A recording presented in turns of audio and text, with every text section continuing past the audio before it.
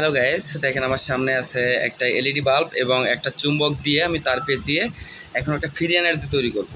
আমি যখন দেখছেন এই যে চুম্বকটা আমার হাতে যে চুম্বকটা আছে, এই চুম্বকটা যখন আমি এর পরে বিকর্ষণ করব তখন দেখবেন বাল্বটা জ্বলবে। তো এখন আপনাদের সামনে আমি দেখাবো কিভাবে বাল্বটা জ্বলে।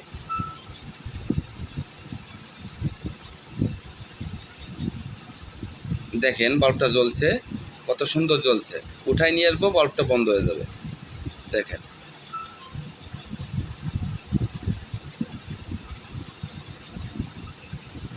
দেখছেন, এই দেখেন কত সুন্দর জ্বলছে।